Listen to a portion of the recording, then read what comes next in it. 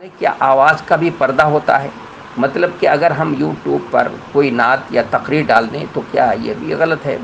देखिए, अ, इमाम अहमद इब्न हम्बल रहमतुल्लाह अलैह के नज़दीक मुकम्मल औरत पर्दा है और उसकी आवाज़ का भी पर्दा है। तो जब मुकम्मल औरत पर्दा है, सत्र है, मैंने बताया तो उसका पूरा जिस्म सत्र है और मुकम्मल जो है वो पर्दा है, उसकी आवाज़ का भी पर्दा होता है। तो इसलिए यूट्यूब पर कोई नात पढ़े या तकरीर डाल दे तो ज़्यादा फ़ायदा होने के बजाय जो है उसके नुकसानात बहुत ज़्यादा हैं। इसलिए बेहतर यही है कि उससे जो है क्या किया जाए, परहेज़ किया जाए। आवाज़ के पर्दे को आवाज़ से भी, जहाँ पर कोई मतलब मजबूरी है, जैसे हम लोग पढ़ाते हैं क्लासों में, मजबूरी है तभी हम पढ़ाते हैं, वो भी पर्दे के पीछे से पढ़ाते हैं। और मजबूरी होती है तो तालिबात क्या करती हैं, वो सवाल कर लेती हैं, सवाल करती हैं, वरना कोई उसकी ज़रूरत नहीं होती। अगर मजबूरी नहीं होती तो हम लोग नहीं पढ़ाते, सिर्फ मुअल्लिमात ही पढ़ाती।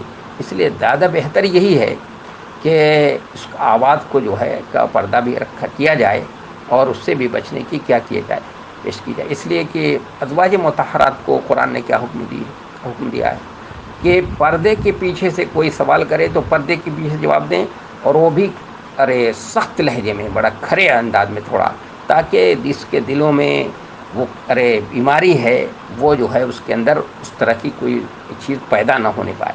तो जब अज़वाज मुतहरात को कुरान ने इस तरह की तालीमात दी हैं तो क्यों दी हैं, उसके पीछे भी मकसद है। तो इसलिए यूट्यूब पर जो आजकल बहुत सी औरतें आ रही हैं और अपने बाकायदा बयानात भी आते हैं उनके, और पर्दे में नकाब के ऊपर आती हैं और यूट्यूब पर जो हैं उनकी तकरीरें भी हो रही हैं।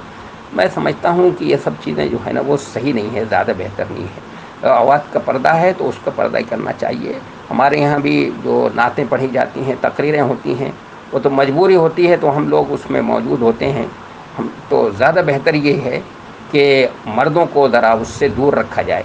इसलिए हम जो भी प्रोग्राम होता है तो हम उसको सामने बैठने को और उसमें सामने होने को पसंद नहीं करते, बल्कि दीवार के पीछे से और दीवार के पीछे होने को जो है पसंद करते हैं, ताकि कोई हमारे सामने ना हो बल्कि दूर से आवाज़ आ रही हो तो कोई बात नहीं है। और यूट्यूब पर तो चूँकि वो औरत सामने होगी, सामने रात पढ़ रही होगी या तकरीर कर रही होगी, तो इसलिए ज़्यादा बेहतर नहीं है। पर आवाज़ का पर्दे को इमाम अहमद इब्न हम्बल की राय को मैं ज़्यादा सही समझता हूँ।